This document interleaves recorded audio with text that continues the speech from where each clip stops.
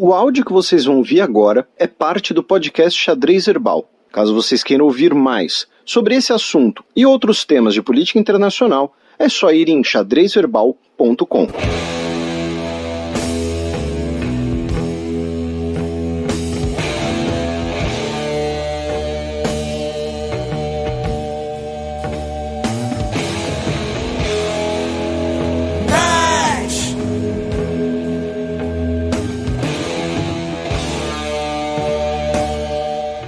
Armênia aceita negociar cessar-fogo, mas Azerbaijão não se manifesta.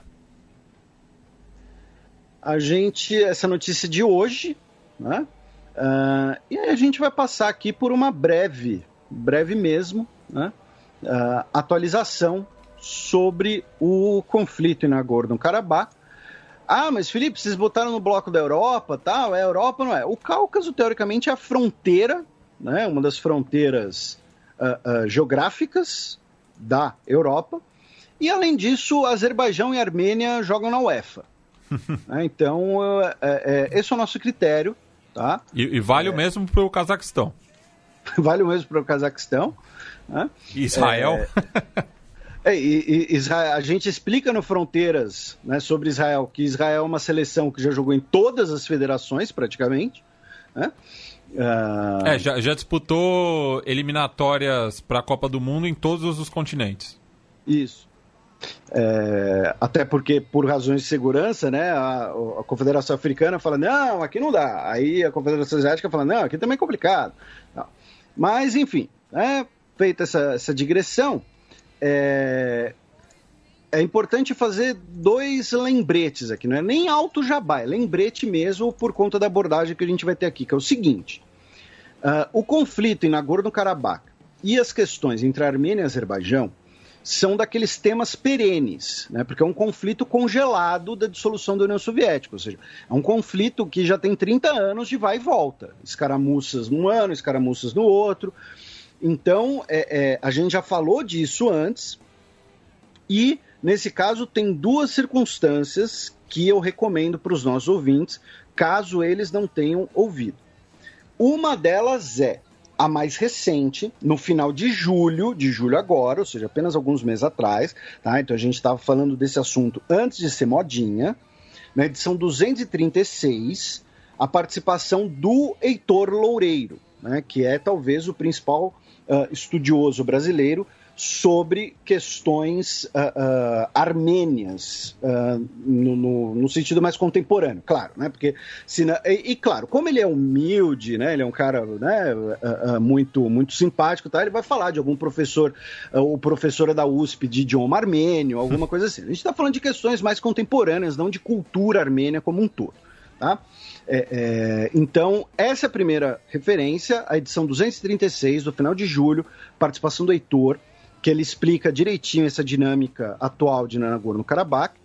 E a outra sugestão é o especial sobre Armênia, tá? Que já tem uns anos, foi um especial de fim de ano, de dezembro de 2016, vocês podem ir lá no site do Xadrez Herbal ou no site da Central 13 baixar direto, em que a ideia era falar, né, do centenário do genocídio armênio. Então, quem participa? Né? O Heitor Loureiro, novamente, um papo ali de mais ou menos 1 hora. A nossa queridíssima Aline Korogluyan, que é descendente de armênios e reside aqui em São Paulo, né, para falar um pouco sobre cultura armênia, sobre o impacto do genocídio na cultura armênia, falando de culinária armênia, e ela é do podcast Hora Queer, tá? Que é o antigo HQ da vida. Tá?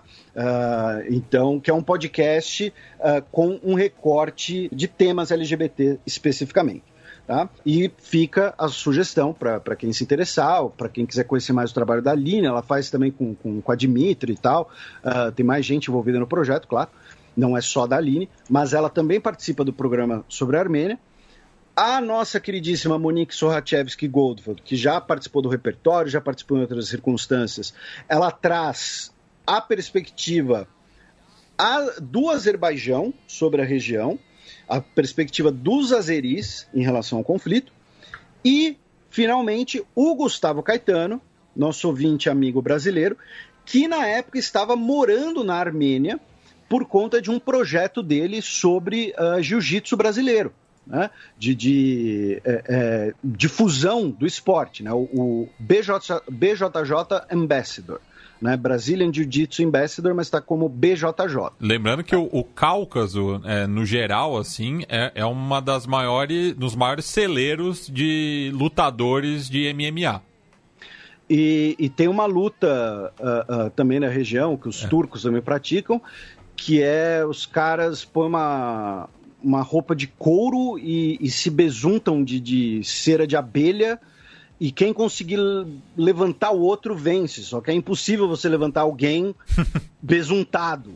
Então é um espetáculo meio bizarro. Com todo o respeito à cultura local, mas é um pouco bizarro. Então, assim, vou repetir, não é um alto jabá propriamente dito, porque acaba sendo uma sugestão, já que é um tema que agora está muito na mídia, está muito visível, por conta dessa escalada de violência. Então, o que a gente vai fazer aqui? A gente vai apenas brevemente passar pelos últimos desenvolvimentos factuais, tá? Lembrando que a Armênia, ela tem apoio russo e o Azerbaijão tem na Turquia o seu principal aliado. E também nessa questão, outros 2 estados da região e outro conflito tem envolvimento, que é Israel, é um tradicional fornecedor de armas para o Azerbaijão, e nos últimos dias diversos aviões da Força Aérea Azeri foram até Tel Aviv e voltaram, tá? Eu imagino que eles foram vazios e voltaram cheios de alguma coisa. E também teria imagens de satélites mostrando caminhões iranianos, tá, levando armas para a Armênia.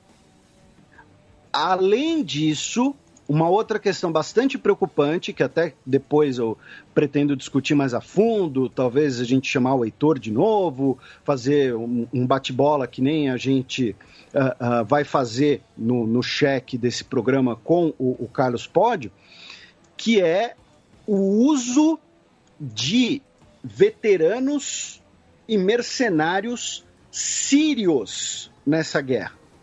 Tá?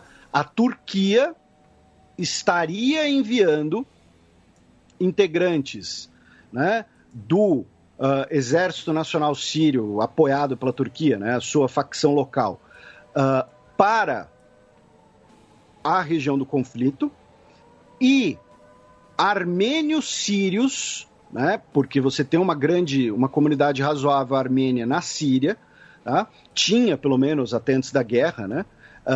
Mas comunidades de armênios sírios, veteranos da guerra, estariam indo para a região, né, para lutar pela Armênia e pelas forças de Nagorno-Karabakh.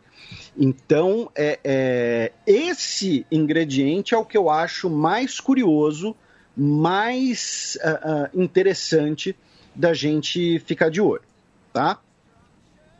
Então, como eu disse, vamos passar aqui pelo factual. Tá?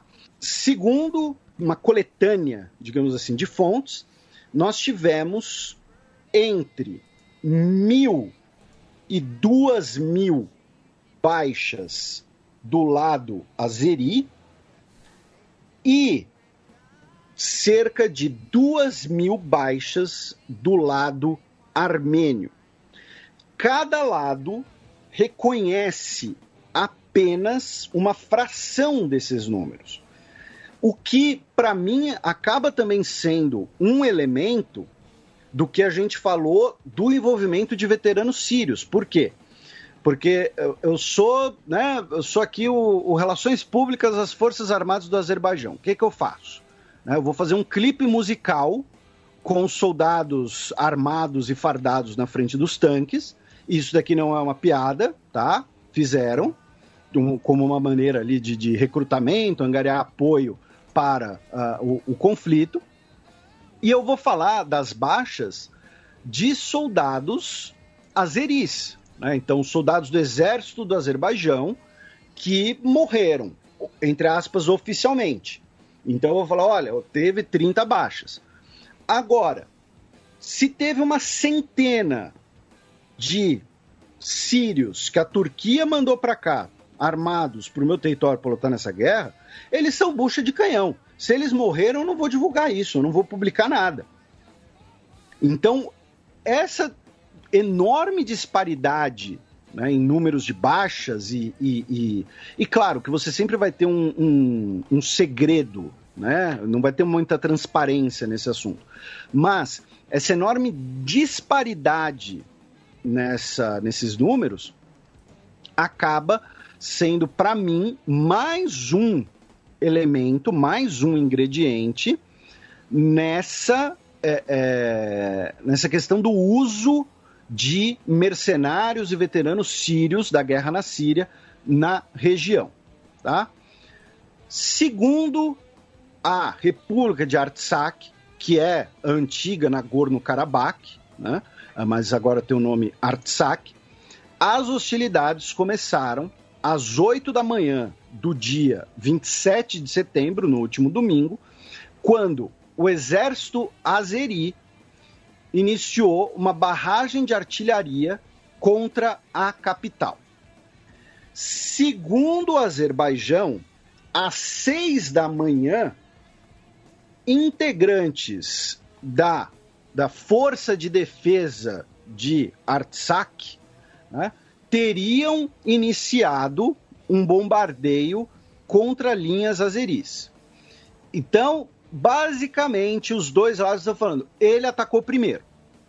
Ninguém está falando, não, a gente tomou aqui a decisão de uma ofensiva estratégica. Não, está falando, não, eles atacaram a gente respondeu. Eles atacaram a gente respondeu. Tá? Então, tivemos ali a primeira troca de hostilidades já no dia 27. O fato é que, e aqui é fato, deixa de ser acusação narrativa.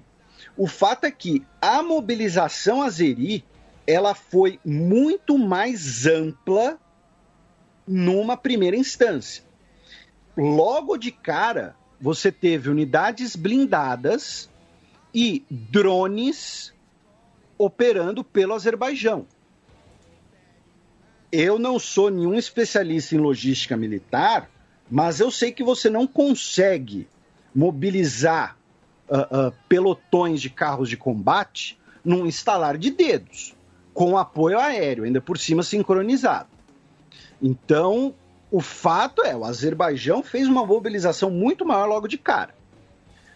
Aí a República de Artsakh introduziu, né, iniciou a lei marcial e total mobilização da sua população masculina, o que foi parcialmente replicado depois pelo governo da Armênia, e aí todo mundo compartilhou e marcou a gente na notícia de que o capitão da seleção de futebol da Armênia foi convocado, né, para a guerra. Inclusive, Felipe, depois eu descobri uma outra questão sobre o Varazat Haroyan, de que ele teria sido contratado pelo Takhtor-Sazi, uma equipe iraniana, mas que fica justamente no Azerbaijão Oriental, que é uma província do Irã, e por conta disso, um dia após a contratação dele, os torcedores protestaram e ele acabou partindo para outro clube iraniano, mais precisamente o Padideh. Então, né, acaba até influenciando. Vai ser notícia, digamos assim, de ampla repercussão se o Mitri Karian for convocado, né? Ele que não pôde jogar a final da penúltima Liga Europa, que foi realizada em Baku, capital do Azerbaijão. E só para encerrar o momento Fronteiras Invisíveis do Futebol, também por conta aí do crescimento das hostilidades, o jogo válido pelas fases preliminares da Liga Europa entre o Ararat da Armênia e o Estrela Vermelha da Sérvia acabou sendo transferido para o Chipre. Então, assim, a gente deu os principais dados, tá? Só para complementar aqui, o Azerbaijão está com seu espaço aéreo fechado para voos civis. O Azerbaijão declarou uma mobilização parcial dos seus reservistas, enquanto a Armênia proibiu qualquer homem acima de 18 anos que seja reservista do Exército de sair do país, tá? E a Armênia baniu o TikTok por conta de questões de inteligência. Então, esses são os principais desdobramentos, os principais fatos, tá? Se você quiser uma abordagem mais detalhada, entender melhor, tem as duas sugestões que a gente deu sobre esse conflito, tá? Resumidamente, assim, só para não ficar muito jogado no ar para algum ouvinte nosso perdido, o conflito é por conta de uma região que é, na prática, uma república autônoma pró-armênia, formada por uma população armênia, em um território que o Azerbaijão diz que é seu. E isso após a dissolução da União Soviética, cabe lembrar, né? Já que os dois países faziam parte. Isso. E assim, essa divergência territorial até existia antes, mas não importava, porque era o mesmo país, né? Era tudo parte da União Soviética. Então, essa é a origem do conflito, esses foram talvez os principais desdobramentos. E só uma outra coisa aqui que eu tinha esquecido de comentar, que é interessante também de ficar de olho, que seria o seguinte: a Força Aérea Turca estaria operando no teatro de operações, com perdão da redundância. A Armênia diz que um drone seu, um helicóptero, acho, foi abatido por um caça F-16, que não é operado pela Força Aérea do Azerbaijão, mas é operado pela Força Aérea Turca. Então assim, a gente não sabe se isso é uma acusação mentirosa, se é a Turquia operando seus aviões em apoio ao Azerbaijão, e aí poderia dar um problema ainda maior, porque a Turquia é membro da OTAN, né? Ou se são aviões turcos com pilotos turcos operados como parte da Força Aérea do Azerbaijão. Tá? Então, por exemplo, na Guerra da Coreia, lá na década de 50, os MiG-15 que operavam pela Coreia do Norte, eles não eram da Coreia do Norte, eles eram aviões soviéticos com pilotos soviéticos usando marcações da Coreia do Norte.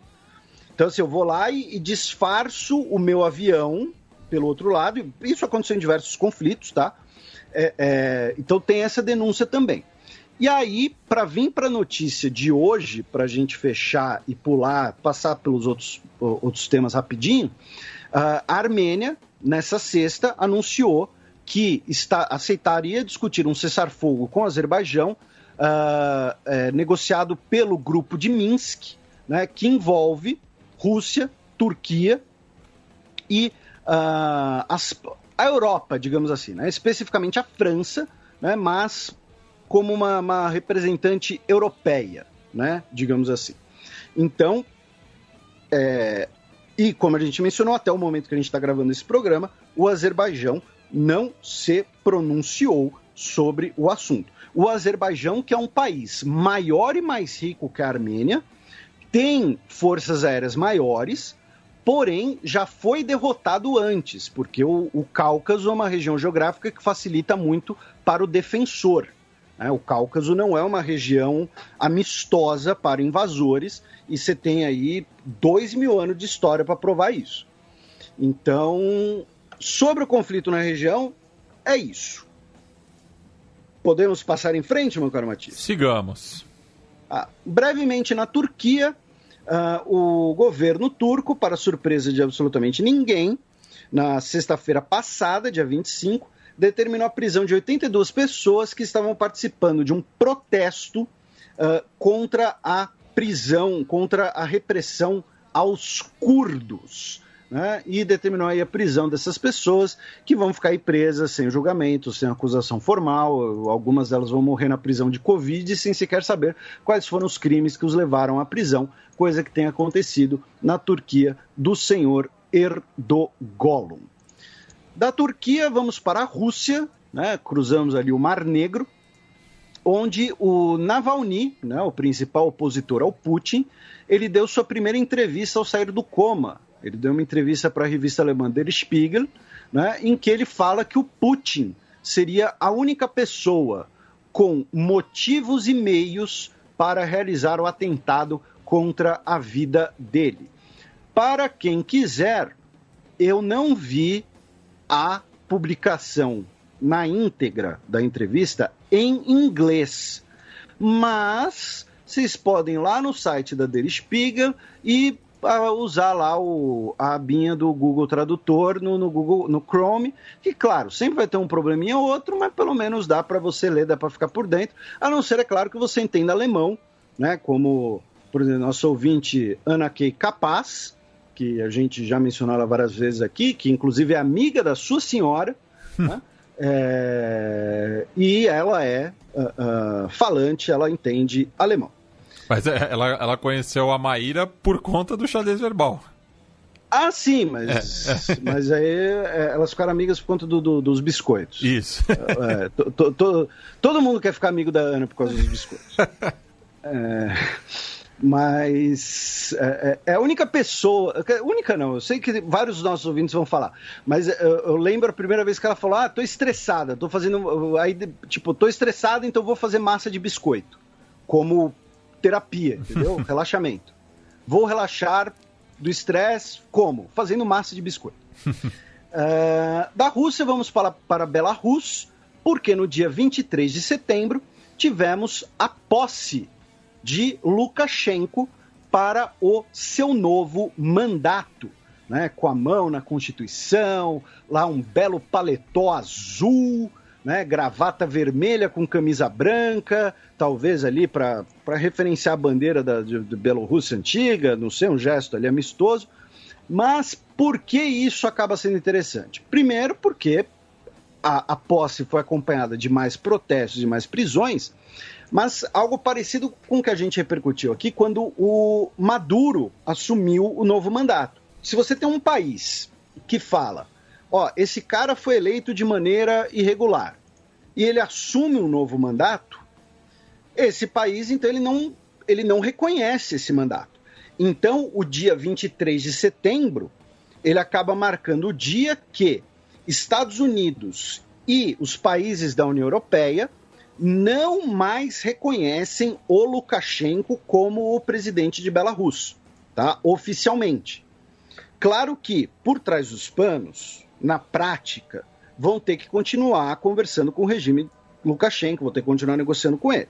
Mas, agora, oficialmente, no de jure, não reconhecem a posse, consequentemente, não reconhecem o novo governo. Tá? Então, por isso que acaba sendo interessante essa referência à posse dele. E por conta disso, desse não reconhecimento, a União Europeia anunciou ontem, quinta-feira, dia 1º de outubro, sanções contra diversos integrantes do governo de Belarus. Tá? São sanções contra pessoas, não são sanções contra o Estado de Belarus, até porque a União Europeia está finalmente aprendendo que sanções contra Estados prejudicam apenas as populações, né? Não prejudicam os governantes, os mandatários. O curioso é que, como parte do acordo, como a política de sanções tinha que ser unânime, o Chipre falou, olha, eu só vou votar a favor desse negócio se, junto no documento, tiver escrito que, se a Turquia perfurar gás ou óleo nas zonas do Mediterrâneo que nós consideramos como da nossa zona econômica exclusiva, a União Europeia vai sancionar essa exploração turca, vai punir a Turquia por isso. Então, assim, foi uma jogada de mestre do Chipre. Porque, assim, sendo realista, com todo respeito ao Chipre, aos cipriotas, adoraria conhecer o Chipre um dia, inclusive, estou falando sério, né? A opinião do Chipre não é a opinião que mais move o mundo. Né? A gente fala dos Estados Unidos, da China, da Alemanha, da Rússia. Ninguém fala muito, não, o Chipre ameaçou alguém. Então o Chipre olhou e falou, olha, vocês precisam do meu voto para aprovar esse negócio. Então, para aprovar esse negócio, vocês vão ter que fazer o que eu quero. E o que eu quero é que vocês imponham sanções contra a Belarus e declarem que essa política de sanções também pode ser estendida às autoridades turcas se violarem a lei internacional. Então foi uma jogada de mestre do Chipre que usou o seu peso como um dos países da União Europeia. E, finalmente, em Belarus, a Svetlana Alexievich, a Nobel de Literatura, escritora de diversos livros que eu já recomendei aqui. O mais recente dela, eu ainda não li, o Meninos de Zinco, que é sobre os veteranos da Guerra Soviética no Afeganistão. O mais conhecido é O Fim do Homem Soviético. Então, você fala isso porque você é esse intelectualzinho de humanas da história. Porque o Fim do Homem Soviético, na verdade, é o maior tijolo dela. O livro mais conhecido dela acaba sendo Vozes de Chernobyl, que motivou, baseou várias questões da série da HBO. Você fala do Fim do Homem Soviético porque é o livro mais denso dela, porque você é esse intelectualzinho aí. Mas, falando sério, o Fim do Homem Soviético também é muito conhecido, é um baita livro. O Voz de Chernobyl, o livro talvez mais pesado dela, que já foi recomendado aqui várias vezes, é o A Guerra Não Tem Rosto de Mulher, que fala da violência que as mulheres soviéticas sofreram durante a Segunda Guerra Mundial, com a ocupação alemã, fala das partisanas soviéticas que lutaram na resistência. Então, é também um livro bem pesado. E ela, que era uma das principais vozes de oposição, acabou indo para a Alemanha, supostamente para um tratamento de saúde. Né? Porém, na prática, acaba sendo ali um pedido de asilo / fugir de uma eventual ação do governo Lukashenko. Né? Então, assim, como eu disse, ela foi para a Alemanha por uma questão de saúde, né? Teoricamente. Mas, na prática, a gente sabe que tem uma perseguição política ali. Ela já falou várias vezes que podia ser presa a qualquer hora, que estava sendo monitorada 24 horas por dia. Então, a saúde acaba sendo ali mais uma desculpa de fachada. E isso aqui não é uma condenação, tá? Ela tá certa. Aí de Belarus, vamos para a Suíça, onde tivemos os referendos suíços no final de semana do dia 27 de setembro. Ou seja, um final de semana qualquer. Tivemos o comparecimento de 59% do eleitorado, tá? Então, assim, bastante gente, mais gente do que algumas eleições aí para presidente, para primeiro-ministro, em que foi aprovada, né, a nova lei de licença paternidade, em que, após o nascimento da criança, os pais aqui no sentido, o pai da criança, licença paternidade, não é pais no sentido amplo, vão ter 2 semanas de folga com 80% da remuneração que vai ser paga pela Previdência Social Suíça a partir das contribuições tanto de empresas quanto de trabalhadores. A Suíça era o único país da Europa Ocidental até agora sem licença paternidade, tá? E o outro referendo aprovado foi a compra de novos aviões de caça pela Força Aérea Suíça. O detalhe, meu caro Matias, desse voto é que foram menos de 10 mil votos de diferença. Tá? O pessoal a favor da compra de novos caças foi 50,15%, contra 49,85%. Isso autoriza o Conselho Federal a um orçamento de 6 bilhões de francos suíços para a compra. A Força Aérea Suíça vai determinar, né, qual será o vetor escolhido via competição, via licitação. E, pelo contrato, tá, 60% do contrato total tem que ser para empresas suíças. Tá? 6 bilhões de francos suíços hoje dá mais ou menos 37 bilhões de reais. E aí, tudo isso que eu falei é factual. Aí aqui vem o comentário. Eu vi algumas pessoas nas internets, teve alguém que mandou no Twitter, não lembro o nome, desculpa. Eu vi um texto também sobre isso no Facebook e tal, falando que seria um sinal do rearmamento mundial, né, de como a situação está tensa, porque um país neutro como a Suíça estaria disposto a gastar uma grana gigantesca para comprar novos aviões. A questão, para mim, não é nem essa, porque a Suíça vai manter a política de neutralidade, e essa política de neutralidade é muito baseada numa garantia do espaço aéreo suíço, porque, né, é virtualmente impossível você invadir a Suíça sem, pelo menos, apoio aéreo por conta de questões geográficas. Só que a Força Aérea Suíça, metade da Força Aérea Suíça, os vetores são os F-5, os mesmos utilizados pelo Brasil, comprados no final da década de 1970 pela Suíça. Então são vetores com mais de 40 anos de idade. Então não é que a Suíça está gastando em armas, ela está expandindo sua capacidade. Ela está renovando o arsenal por conta de equipamentos de mais de 40 anos de idade e que eu li... Já tem um tempo, em algum... Agora não me lembro. Eles não conseguem operar no inverno na Suíça. Por conta da altitude, aí o ar fica rarefeito, aí não tem sustentação alar suficiente, alguma coisa assim. Sei lá, o Lito do Aviões e Músicas explica pra gente, não sei. Né? Se ele estiver ouvindo, fica a sugestão de pauta aí. Por que F-5 suíço não voa no inverno? Tá? Ou seja, quase metade do ano, assim. Exatamente. Inverno suíço pra gente é metade do ano, né?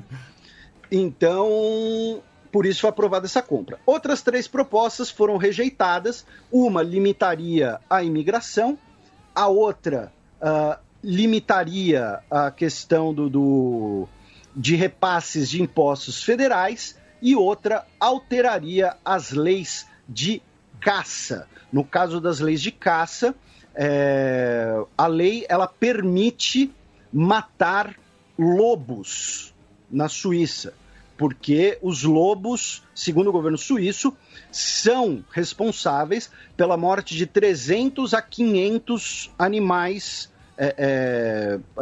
de criação por ano, especialmente ovelhas. Então, a lei ela autoriza caçar lobos se a região, né, a determinada região, estiver com casos de mortes de animais de criação. A mudança que eles queriam propor era poder matar os lobos preemptivamente, ou seja, caça ao lobo. E ela não passou com um argumento que eu achei muito interessante, que eu não fazia a menor noção disso, que foi que se liberar a caça aos lobos, corre-se o risco de abalar e dissolver as organizações sociais dos lobos em matilhas, causando lobos masculinos jovens ficarem sozinhos, e esses lobos sozinhos são os mais perigosos, inclusive para os seres humanos, porque como eles caçam sozinhos, eles acabam muitas vezes assumindo mais riscos e entrando em áreas em que uma matilha não entraria. Então, assim, eu achei esse argumento muito interessante, porque, deixa o lobo lá, tudo bem, se ele matar a sua ovelha, você vai lá e pode defender as ovelhas. Agora, não vai lá matar os lobos, porque senão vai dar ruim e ele vai vir aqui e vai querer morder sua jugular. Da Suíça, vamos para a Bélgica, ficamos no chocolate, onde a Delphine Boyle, de 52 anos de idade, durante muito tempo não foi reconhecida, né, pelo seu pai Alberto II, rei dos belgas. Ela ganhou na justiça o reconhecimento oficial e o título. Tá? Então agora ela será a Princesa Delphine Saxe-Coburg. Princesa duas vezes, né? Por que duas vezes? Delphine é princesa em francês. Ah, eu não sabia disso, não. Tá aí, meu francês tá enferrujado. Então, ela já reivindicava a paternidade dele desde 1997. Foi um caso do pai dela. Não era nenhuma questão de vínculo empregatício. Ele era como se fosse o mecenas da mãe dela, alguma coisa assim. Enfim. Então, ela agora teve reconhecida não apenas a paternidade, mas também o título, tá? E o sobrenome real. Aí, cruzamos o Canal da Mancha, vamos até o Reino Unido, onde a União Europeia anunciou que vai abrir uma denúncia contra o governo Boris Johnson caso a chamada Lei do Mercado Interno seja aprovada. A gente comentou essa lei no último programa, que é basicamente uma lei que revoga, viola, né, o acordo do Brexit em relação à ilha da Irlanda. E, finalmente, no bloco, né, no aspecto também regional, mas agora mais regional, a Comissão Europeia manifestou graves preocupações com a situação na Hungria e na Polônia, dizendo que estão realizando reformas que solapam a independência do judiciário, a independência da imprensa e violação de direitos civis de setores da sociedade. Especificamente, não nomearam, mas especificamente, é claro, né, pessoas LGBT. E por isso estariam cogitando abrir, né, uma ação para frear o repasse de recursos a esses estados, que é o que tem que fazer. Já falei aqui várias vezes, quem quiser tem texto meu na Gazeta, tá? Na Gazeta do Povo, Hungria e Polônia, populismo com dinheiro dos outros. Botei esse título bem gritante mesmo, porque é isso que Hungria e Polônia fazem. Ficam gritando por aí, somos a favor da autoridade nacional, somos contra as organizações internacionais, somos contra a ditadura gay e tudo mais, e são os dois países que mais recebem dinheiro da União Europeia. Bruxelas é uma tirania, uma ditadura, mas por favor me dá dinheiro. A comparação que eu faço e que eu mantenho é que os governos de Polônia e de Hungria agem como um adolescente que reclama dos pais, que fala que os pais não deixam ele fazer nada, que os pais são chatos, bobos e feios, mas não sai de casa e recebe mesada. E, Felipe, só para esclarecer meu último comentário, esse título de Delfina era dado à esposa do príncipe herdeiro, que era o Delfim, por sua vez, durante as dinastias de Valois e Bourbon. Ou seja, Maria Antonieta era Delfina de França. Então tá. Então era tipo uma princesa de Gales. Isso. Então não é qualquer princesa, mas essa especificamente, até porque tem a ver com a mitologia grega, né? Que Delfim, na verdade, é o golfinho, né? É um cetáceo. Mas, enfim, só para esclarecer, né? Porque algum ouvinte francófono iria comentar, evidentemente.